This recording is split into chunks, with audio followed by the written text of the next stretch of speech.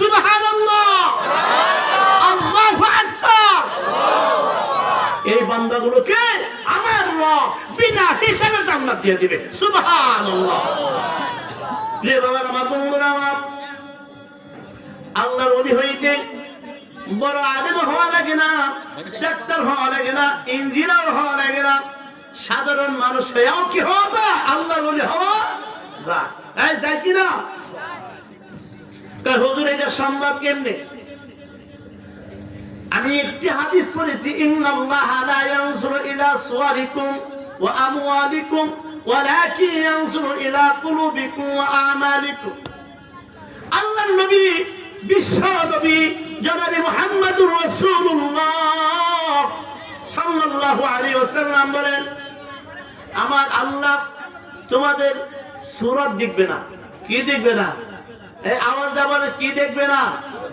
সূরত দেখবে না, চেহারা দেখবে না, সার্টিফিকেট দেখবে না, কে শিল্পপতি, কে বড়লোক, কে ইঞ্জিনিয়ার, কে ডাক্তার, এটা দেখবে না। ইন্নাল্লাহা লা ইয়ানজুরু ইলা সুওয়ারিকুম ওয়া আমওয়ালিকুম। আমার আল্লাহ তাআলা তোমার সূরত দেখবে না, তোমার চেহারা দেখবে না, তোমার সার্টিফিকেট দেখবে না, তুমি বড় লোক না ছোট লোক এটাও দেখবে না, তুমি কি শিল্পপতি, মিল ফ্যাক্টরির মালিক এটাও দেখবে না। আল্লাহর নবী বলে, আমার আল্লাহ দেখবে তোমার কলব। কি দেখবে? কলব, অন্তর। ইন্নাল্লাহা লা ইয়ানজুরু ইলা সুওয়ারিকুম ওয়া আমওয়ালিকুম ওয়ালাকিন ইয়ানজুরু ইলা কুলুবিকুম ওয়া আমালিকুম। আমার আল্লাহ বান্দার কলব দেখবে। বান্দার কি দেখবে? কলব দেখবে, বান্দার অন্তর দেখবে। যেই বান্দার অন্তর সাদা, যেই বান্দার কি কলবের ভিতরে আমার আল্লাহ বসবাস করে, ওই বান্দাকে আমার আল্লাহ তাআলা বিনা হিসেবে মাফ করে দিবে। সুবহানাল্লাহ। এইজন্য আল্লাহকে পেতে হলে, আল্লাহওয়ালা হইতে হলে কি বড় ডাক্তার, ইঞ্জিনিয়ার, শিল্পী হওয়া লাগে না? কথা ঠিক কিনা? আরে বড় বড় নেতা আবু জেহেল, উদ্দা সাইবা, রাজপি ছিল নাই, আর বেলালে হাফসির মতো কারো একটা নাচ দেখা ঠোঁট মোটা কোন পরিচয় নাই। কি না তোর বাড়ি আছে, না তোর গাড়ি আছে, না তোর সৌন্দর্য আছে, অথচ আমার রব তাকে ওয়ালি বলে ডাকে, আমার প্রিয় বান্দা বলে ডাকে। আল্লাহু আকবার বলেন। আল্লাহ বেলালের কি পরিচয় দেখে নাই, বেলালের টাকা দেখে নাই, বেলালের চেহারা দেখে নাই, বেলালের কি দেখছে? অন্তর দেখছে। বেলালের অন্তরটা সাদা একটা অন্তর ছিল, সুন্দর একটা অন্তর ছিল। বেলালের অন্তরের ভিতরে তো আল্লাহ, আল্লাহ রাসূল ছাড়া আর কেউ ছিল না। কথা ঠিক কিনা? এজন্য বেলালের নাম কি স্বর্ণের অক্ষরে লিখে রাখছে, মুসলমান জাতি বেলালকে স্মরণ করে। কথা ঠিক কিনা? এইজন্য আল্লাহ নবী বলেন যে আমার আল্লাহ সূরত দেখবে না, আমার আল্লাহ তোমার মাল দেখবে না, আমার আল্লাহ তোমার শিল্পপতি দেখবে না, আমার আল্লাহ তোমার ডাক্তারি সার্টিফিকেট দেখবে না, ইঞ্জিনিয়ারিং সার্টিফিকেট দেখবে না, আমার আল্লাহ তো তোমার কল দেখবে। আল্লাহ ওহিয়াল কল, তোমার অন্তর দেখবে। তোমার অন্তরের ভিতরে তোমার রবকে কতটুকু জায়গা করে দিয়েছে। কথা ঠিক কিনা? আপনারা চিনবেন, ওই যে ছোট্ট একটা পাখি ওই গাছের ভিতরে কি করে, এরকম ভাবে ঠোঁট দিয়া কি এরকম ঠোকর পাতে পাতে গাছের ভিতরে বাসা বানায়। নাম কি ওটা? জোর বলেন। হ্যাঁ, কাঠকাঠালি না? তো ছোট্ট পাখি, পাখি কিন্তু বড় না, বড় ছোট্ট পাখি, কিন্তু ওইটা কিন্তু ছোট গাছে বাসা বানায় না। কি বাসা বলে? কি গাছে বাসা বানায়? বড় বড় পুরাতন গাছে বাসা বানায়। ছোট্ট একটা পাখি, ছোট্ট একটা কি ঠোঁট দিয়ে, ও ঠোঁট শক্ত না গাছ শক্ত? জোরে বলে। এই ছোট্ট একটা ঠোঁট দিয়ে বারবার যখন দংশন করে গাছের ভিতরে, বারবার যখন দংশন করে কাঠের ভিতরে, এক সময় দংশন করতে করতে ওই পাখিটা বারবার ঠোঁট মারতে মারতে ওই ছোট্ট একটা কাঠ, বড় একটা কাঠ, ওইটাকে আয়ত্তে এনে ওইটার ভিতরে তার বাড়ি বানায় নেয়। কথা ঠিক কিনা? তোমার আল্লাহ তাআলা বলেন, বান্দারে, ও বান্দিরে, আমি গাছের মতো শক্ত না, আমি লোহার মতো শক্ত না। আল্লাহু আকবার বলেন। আমি গাছের মতো শক্ত নয়, আমি কাঠের মতো শক্ত নয়, আমি লোহার মতো শক্ত নই। এর বান্দা ছোট্ট একটা পাখি গাছের ভিতরে বারবার দংশন করার কারণে ওই গাছের ভিতরে বাসা বানায় দেয়। ওরে বান্দা আমি আল্লাহ রহমান। আল্লাহ আকবার বলেন। قل يا عبادي الذين أسرفوا على أنفسهم لا تقنطوا من رحمة الله. الله أكبر. إن الله يغفر الذنوب جميعا إنه هو الغفور الرحيم. الله أكبر. বান্দারে আমি তোমাকে কতটুকু ভালোবাসি। এ বান্দা ছোট্ট একটা পাখি ছোট্ট তার ছোড় দিয়া এত শক্ত বড় একটা গাছকে আয়ত্তে এনে তার ভিতরে বাসা বানাইলো। আমার বান্দা বান্দি যখন কি করে আমি রহমানের নাম গুলা ডাক দেয়, আমি রহমানের ইবাদত করে, আমি আল্লাহর কাছে সারেন্ডার করে, আমার বান্দা আগে বুঝে নাই পাহাড় পরিমাণ গুণা করে ফেলেছে, সাগর পরিমাণ গুণা করে ফেলেছে, আসমান পর্যন্ত গুণা করে ফেলেছে। যখন ওই বান্দা তার মুখ থেকে হৃদয় থেকে অন্তর থেকে আমি আল্লাহকে রব বলে ডাক দেয়, আমি আল্লাহ তখন স্থির থাকতে পারি না। আমি আল্লাহ সেকেন্ডের ভিতরে ওর আসমান পর্যন্ত গুনাহ আমি মাফ করে দেই। আল্লাহু আকবার বলে। আরে বান্দা আমি গাছের মতো শক্ত নই, আমি লোহার মতো শক্ত নেই। এই জন্য বলতেছিলাম বাবা কি আপনি ইঞ্জিনিয়ার বলেন আর ডাক্তার বলেন আর বড় কিছু বলেন, আমার আল্লাহ এইটা দেখবে না। আপনি দিন মজুর হতে পারেন, আপনি কি এরকম কৃষক হতে পারেন, আপনি পিয়ন হতে পারেন, আপনি ফকির হতে পারেন, আমার আল্লাহ আপনার অন্তর দেখবে। কথা ঠিক কিনা? একটু ঘটনা মনে পড়ে গেল। বাদশাহ হারুন আর রশিদ একদিন গোলাম বাজারে গেছে। কোথায় গেছে? আপনাদের খারাপ লাগতেছে? গোলাম বাজারে গেছে। গোলাম বাজারে যাওয়ার পরে দেখে এমন একটা গোলাম জীর্ণ শীর্ণ, না তার চেহারা আছে না তার শরীরে মাংস আছে, একবারে চিকন, মনে হয় বাতাস আসলেই পড়ে যাবে, চেহারাও সুরত নেই। ওই যে বললাম বেলালের কথা, কি এরকম ছোট মোটা, নাক চ্যাপটা, চেহারা কালো, কিন্তু আল্লাহর কাছে অনেক ভালো। কথা ঠিক কিনা? তো বাদশাহ হারুন আর রশিদ গোলাম বাজারে যে এই একটা গোলাম পেয়েছে, যেই গোলামের মানে পরিচয় ধরার মতো তার চেহারা বলেন, সুরত বলেন, সিরত বলেন, গুণ বলে কিচ্ছু নাই। কিন্তু আমাদের দেশের ভাষায় মা বোনের বলে না খাওয়া থেকে ছাতু খাওয়া বলে একটা ভাষা আছে না, না খাওয়া থেকে ছাতু খাওয়া। তো বাদশাহ এই গোলামের কাছে গেছে, গোলাম আমি তো তোমাকে ক্রয় করতে চেয়েছিলাম, আমি ইচ্ছে পোষণ করেছি, আমি তোমাকে ক্রয় করব। দেখেন গোলাম যারা আল্লাহওয়ালা, জাতের ভিতরে কি আল্লাহর মহব্বত আছে, যারা আল্লাহকে ভালোবাসে, এই গোলামগুলো পৃথিবীর যত বড় শক্তি হোক না কেন কাউকে ভয় পায় না। কথা ঠিক কিনা? এই জন্য তো দেখেন না আলেমের ভিতরে, আলেমদের ভিতরে কোরআন আছে, আল্লাহর নবীর মহব্বত আছে বলে এই আলেমরা পুরো পরাশক্তিকে ভয় করে না। কথা ঠিক কিনা? জেল খাটে, ফাঁসির কাস্টে জুড়ে, তারপরে ওখান থেকেই বন্দুকের গুলির নিচ থেকে বলে আমার রব আল্লাহ। কথা ঠিক কিনা? পুরো ভয় পায় না। তো যারা আল্লাহর ওলি হয়ে যায়, আল্লাহর কি ভালোবাসার পাত্র হয়ে যায়, তারা কাউকে ভয় পায় না। তো গোলাম এই বাদশাহ হারুন আর রশিদকে বলতেছে, বাদশাহ আপনি আমাকে ক্রয় করবেন, ভালো কথা, আর আপনি চাইলে কি আমাকে ক্রয় করতে পারবেন? আমারও তো কিছু কথাবার্তা আছে। সুবহানাল্লাহ বলি। গোলাম বাদশার সাথে কথা বলে, কার সাথে? বাদশার সাথে কথা বলে, আপনি চাইলেই তো আমাকে ক্রয় করতে পারবেন না। তো বাদশা চিন্তা করে, বাদশাহ হারুন আর রশিদ কিন্তু সাধারণ বাদশা ছিল না, অনেক প্রতাপশালী বড় মাপের বাদশা ছিলেন। যে আমার সামনে মন্ত্রী পরিষদ কথা বলতে সাহস পায় না, চোখ করে থাকে, থর থর করে কাঁপে। আর চিহ্ন শুনে একটা গোলাম আমার চোখে চোখ রেখা আমার সামনে দাঁড়ায় কথা বলে, আমি ইচ্ছা করলে বলে গোলামকে ক্রয় করতে পারবো না। এবার বাদশা মনে মনে চিন্তা করে, গোলাম কি বলতে চায় একটু শুনি। গোলাম কি বলতে চায় একটু শুনি। বাদশা হারুন আর রশিদ ডাকতে বলে, গোলাম তোমার কি শর্ত আছে, যে শর্তগুলো আমি পূরণ করলে আমি তোমাকে ক্রয় করতে পারবো? গোলাম ডাক দিয়ে বলে, বাদশাহ হারুন রশিদ, আমার কয়েকটা শর্তের ভিতরে 1 নাম্বার শর্ত হলো, আমি আপনার রাজপ্রাসাদে যাব, যাওয়ার পরে আমি যেই ঘরটাকে পছন্দ করব ওই ঘরটাই আমাকে দিতে হবে।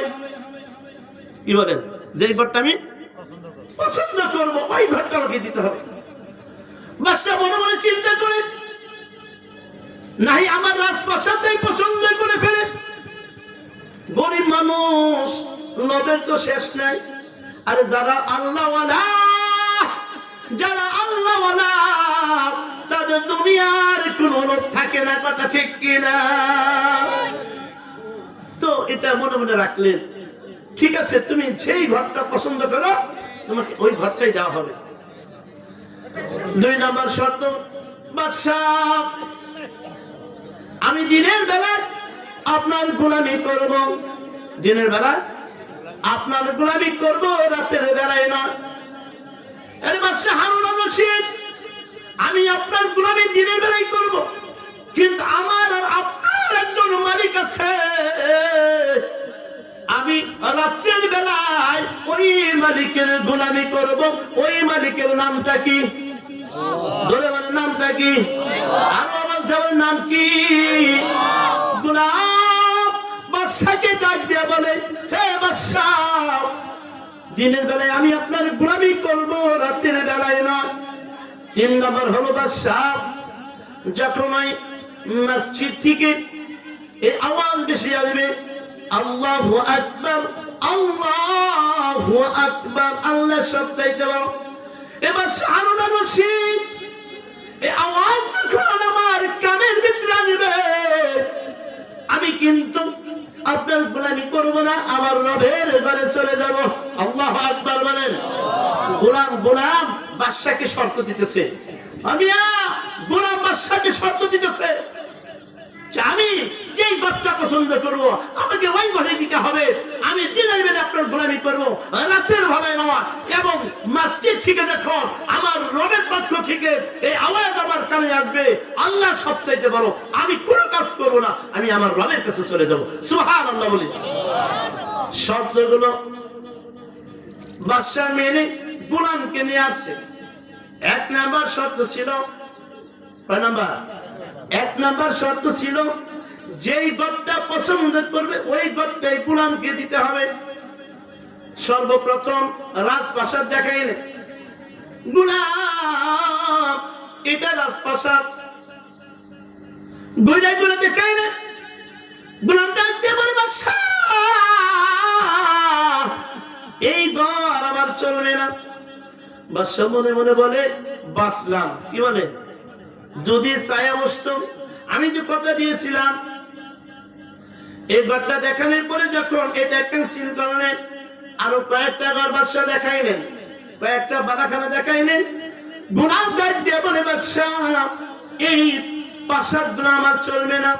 গোলাম নিজেই দূরে একটা প্রাসাদ দেখেন, জীর্ণ শীর্ণ একটা ঘর দেখেন, ডাক দিয়ে বলে, বাদশা ওই যে ঘরটা দেখা যায়, ময়লা আবর্জনা আমার প্রসার বাসা, ওয়ালটা ফেটে গেছে, ওই ঘরটা যদি আমাকে দেন আমি ওই ঘরটার ভিতরে থাকবো।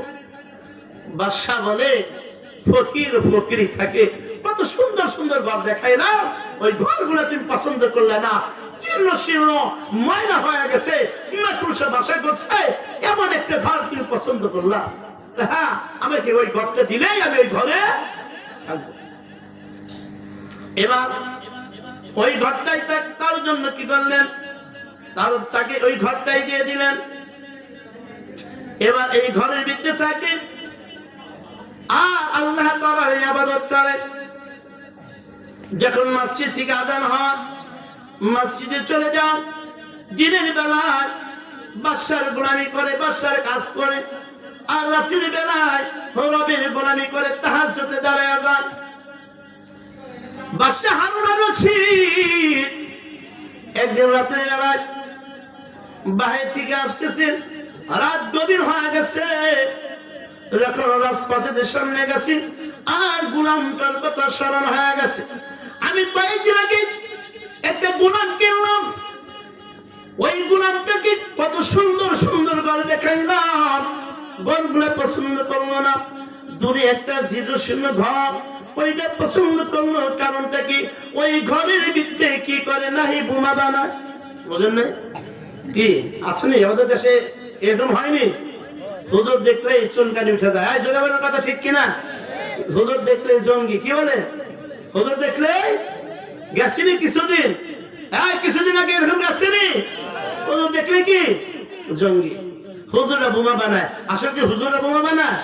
হুজুরা জঙ্গি কয় না। হুজুরা কখনো জঙ্গি হতে পারে না, হুজুরা বোমা বানাইতে পারে না। আরে যারা জঙ্গি, যারা বোমা বানায়, ওদের নামটা টাকার জন্য হুজুরের নাম দেয়। কথা ঠিক কিনা? আমি ওই দিকে যাব না। যাই হোক, তো বাদশা হারুন রশিদ চিন্তা করে ওই ঘরটা যদি কি করে একটু দেখা দরকার। বলো ওই ঘরের ভিতরে কি করে একটু দেখা দরকার। একবার দুবার করে গোলামের ঘরের দিকে যখন যায়, তাকায় দেখে আরশের মালিক আল্লাহ। আল্লাহু আকবার বলে। আরশের মালিক আল্লাহ আসমান থেকে একটা আলো সাত ফাটাইয়া গোলামের উপরে ফালাই রেখেছে। সুবহানাল্লাহ।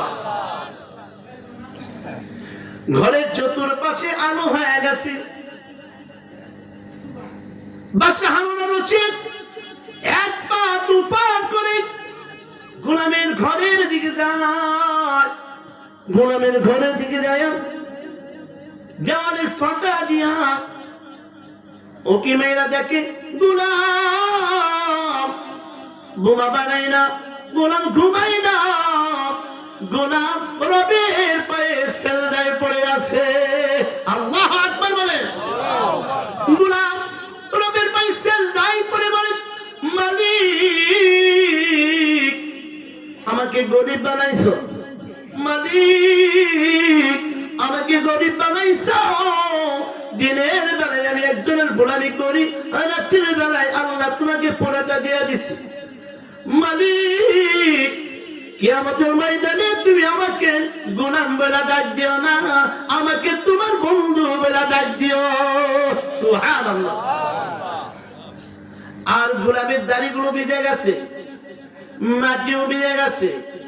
বাদশা হারুন রশিদ শুধু এতটুকু দেখলেন। এবার গরিব রাজপ্রাসাদে ঢুকছেন। এবার তার বিবি জুবাইদাকে মানে বিবিরে আর চলতে একটা ঘটনা দেখলাম। আমরা যে কয়েকদিন আগে একটা গোলাম ক্রয় করেছিলাম, ওইটা তো সাধারণ গোলাম না। আমি যা দেখলাম, গোলাম তো ঘুমায় না, গোলাম আল্লাহর পয়সা দায় করে আল্লাহকে ডাক দিয়ে বলে, মালিক কিয়ামতের ময়দানে আমাকে গোলাম বলে ডাক দিও না, আমাকে তোমার বন্ধু বলে ডাক দিও। জুবাইদারের শুধু তাই নয়, আসমানের মালিক আল্লাহ আসমান থেকে একটা আলো ফালাইয়া রাখছে গোলামের মাথার উপরে। ওই আলো দিয়া চতুর্পাশ আলো হয়ে গেছে। যাই হোক, আর একদিন আবার বাহির থেকে আসতেছে। আজকেও চিন্তা করে, ওই দিন তো একটা ঘটনা দেখলাম, আজকে দেখি গোলাম কি করে। আজকেও বাদশা হারুন রশিদ গোলামের ঘরের দিকে যায়, তাকে দেখি ওই দিনের মতো আজকেও আকাশের মালিক আসমানের মালিক একটা আলো গোলামের পায়ে কি মাথার উপরে ফালাই রেখেছে। সুবহানাল্লাহ।